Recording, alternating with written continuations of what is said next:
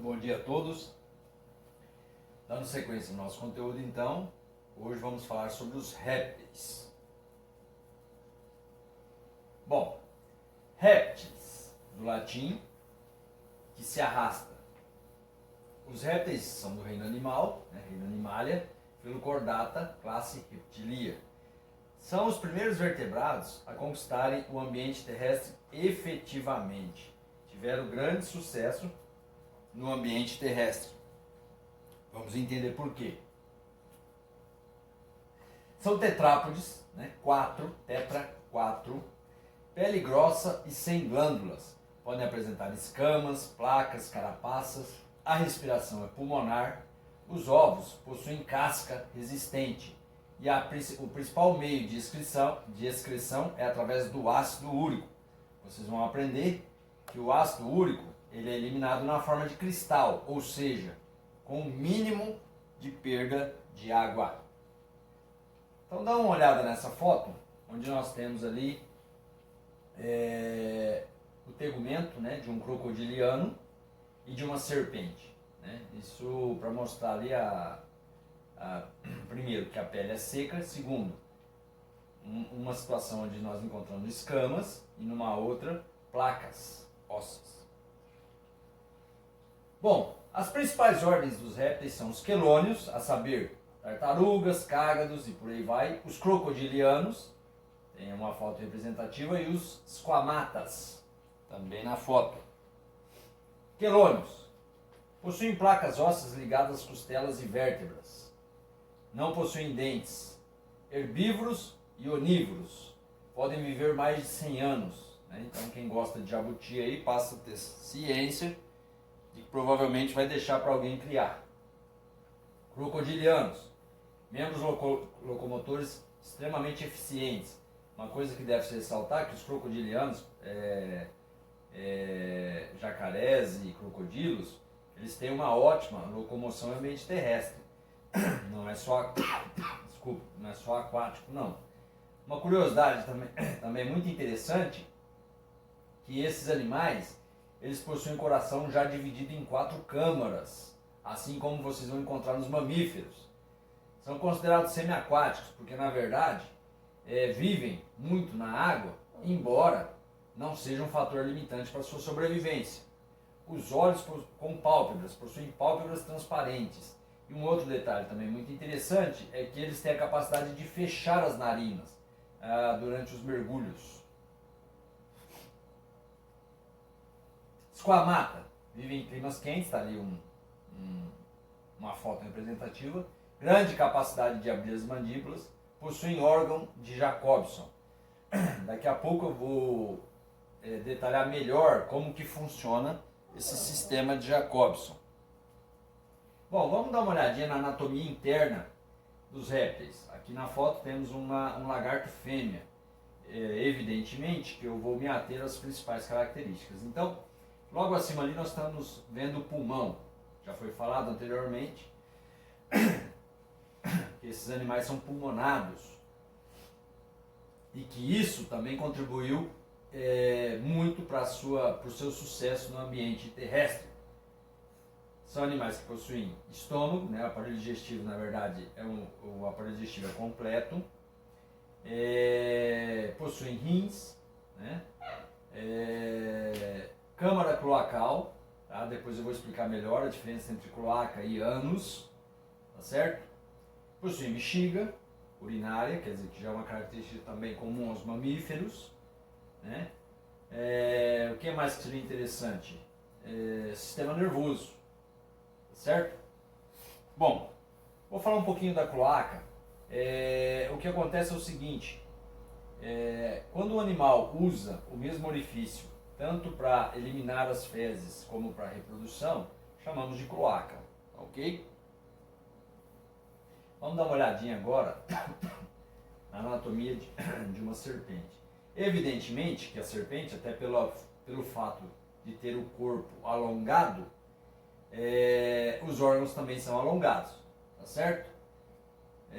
O que seria interessante ali? Ali vocês veem facilmente coração, pulmão, esôfago, fígado, o estômago, vesícula biliar, que tem a mesma função, por exemplo, dos mamíferos, intestino e por aí vai.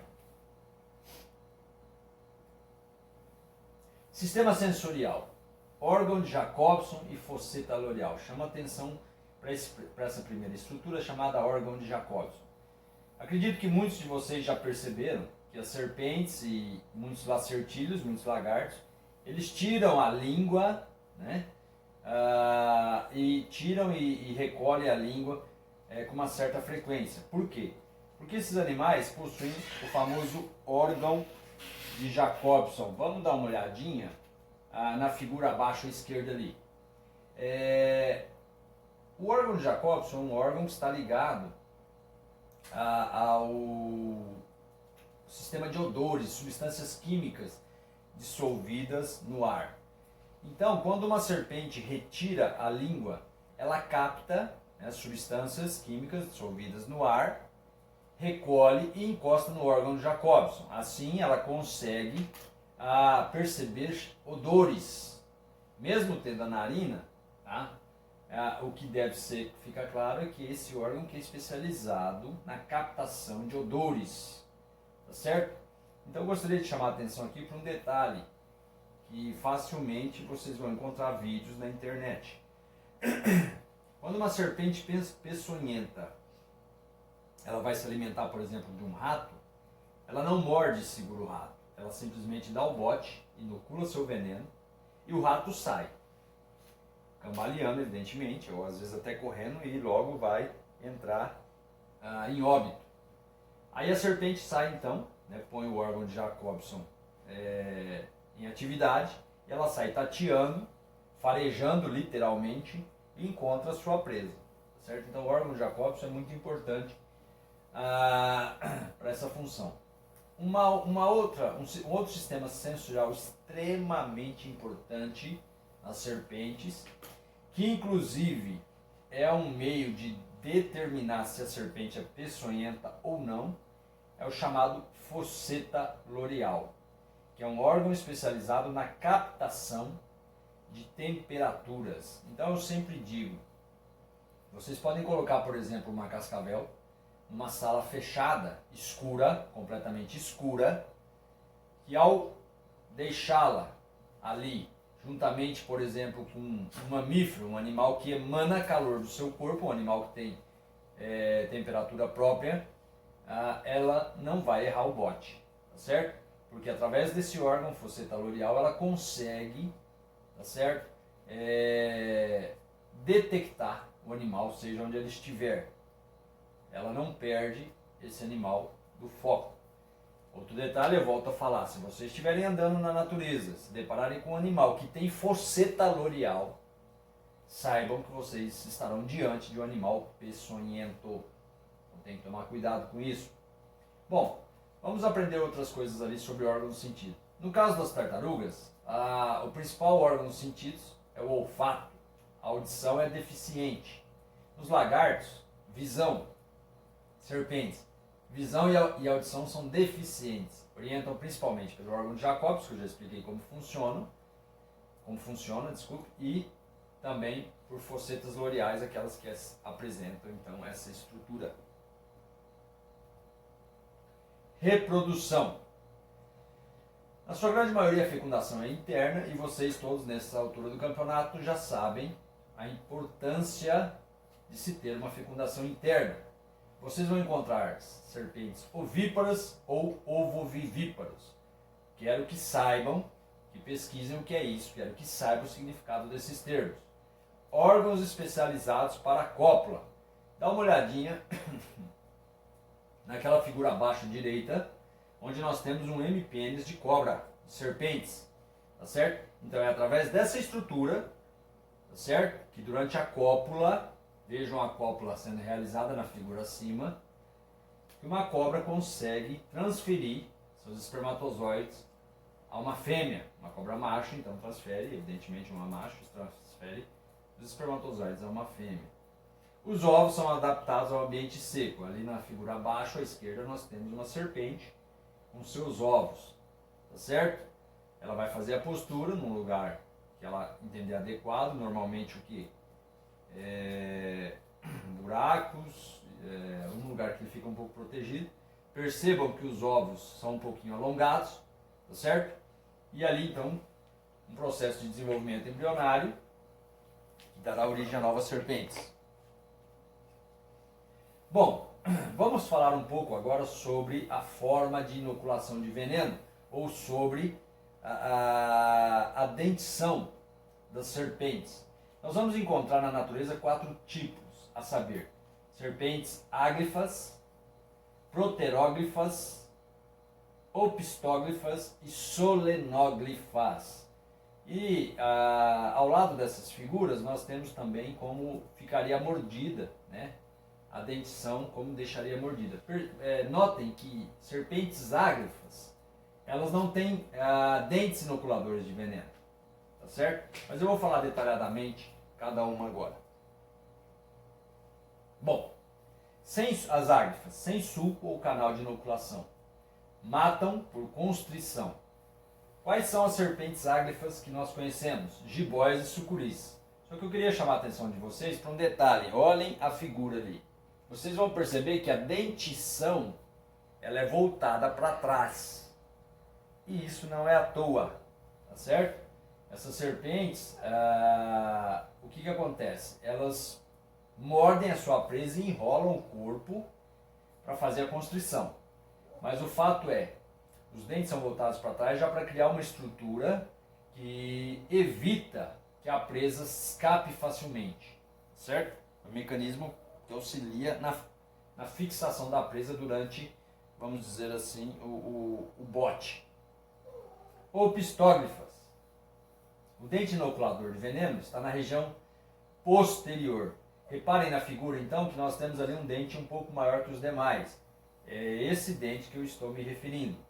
Sem canal interno, tá certo? Então, o que normalmente acontece, quando eu falo canal interno, vocês vão entender melhor na hora que eu estiver falando das solenógrafas. O veneno escorre pela boca da serpente e entra em contato com o ferimento que ela acabou de causar na pele da vítima, tá certo? Isso é o suficiente então para causar toda uma intoxicação. Proteróglifas, dentes inoculadores sem orifício definido, tá certo? Coral verdadeiro e naja. Olhem ali que as proteróglifas elas já têm a presa na região anterior ali da boca, tá certo? Mas agora, na hora que eu for falar das solenógrafas, vocês vão entender bem a diferença. Solenógrafas, na verdade, essas são as principais serpentes inoculadoras de veneno. Percebam que ela tem toda uma estrutura especializada para inocular o veneno. Notem na figura que existem 2 presas, certo? Inoculadoras, e uma membrana que reveste essa presa. E um outro detalhe, essas presas são ocadas, existe um canal, tá certo? Nessas presas que é por onde o veneno passa. E na base desses dentes há glândulas de veneno. Então o processo é um processo mecânico. Uma serpente dessa, quando ela vai inocular o veneno, ela abre a boca numa angulação maior do que a figura está mostrando ali, tá? E ela não vai morder a presa, ela simplesmente vai bater a parte de cima ali, onde estão as presas inoculadoras, e vai introduzi-las na vítima. Ao fazer esse processo, as membranas que revestem o dente são pressionadas para trás, evidentemente. Esses dentes, pessoal, eles são extremamente finos, certo? Extremamente finos. Quero que busquem essas figuras na internet, uma foto real para vocês entenderem o que eu estou falando. E outro detalhe também é que esses dentes, a base dos dentes são móveis, tá certo? Então uma serpente dessa, quando ela está com a boca fechada, os dentes estão voltados para o interior da boca. Quando ela faz esse movimento, para dar o bote, quando ela faz o movimento com a mandíbula, com o maxilar, os dentes automaticamente se voltam para frente, ela bate, tá certo? Ela bate na vítima, a estrutura, a membrana é forçada aí no sentido da base do dente, pressiona a glândula que inocula o veneno automaticamente. Então, um processo muito rápido, um processo mecânico, porém muito rápido. Tá ali então, solenógrafas mais eficientes, dentição. Na verdade, é o processo de inoculação de veneno mais eficiente dentre todas as serpentes que eu já falei aqui, altamente especializado. O veneno é introduzido na vítima, evidentemente, né? E quais são as serpentes que possuem esse sistema de inoculação de veneno? Aqui no Brasil vocês vão conhecer as serpentes como são as cascavéis, jararacas e surucucus. Bom, quais são os gêneros peçonhentos que temos aqui no Brasil? São 4, mas vamos lá, falando por partes. Botrops são jararacas. Eu chamo a atenção pelo fato que as jararacas elas são muito mais agressivas do que as cascavéis, tá certo? E o gênero Crotalus, que são as cascavéis, tá certo? Ambas estão aí nas fotos, para conhecimento de vocês. A maior incidência, né, de ataque de serpentes a seres humanos aqui no Brasil são exatamente por esses 2 gêneros, tá certo? Mas não são os únicos.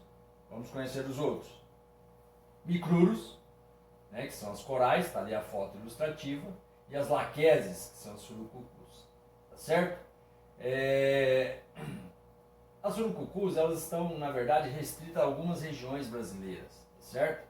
Mas os 2 gêneros anteriores que eu acabei de mencionar, Botrops e Crotalus, e Micruros, são comuns a praticamente todos os estados. Quero chamar a atenção para um detalhe. Micruros, que são as corais, são os venenos mais potentes que temos. Mas o grande problema é que a coral, por não ser solenógrafa, e agora vocês já sabem o que eu estou falando, dificilmente você não tem uma situação que ela vai dar bote. Na verdade, para você ser atingido por uma cobra dessa, você tem que pisar na cobra. Ao pisar numa cobra dessa, ela se volta e morde. E faz todo um processo de inoculação de veneno. Só que o veneno é extremamente potente, tá certo? E se não tiver cuidado médico rápido, pode causar a morte do indivíduo. Bom, pessoal, o que eu tinha para falar para vocês sobre répteis era isso. E caso tenham dúvidas, estarei depois no chat para solucionar as dúvidas.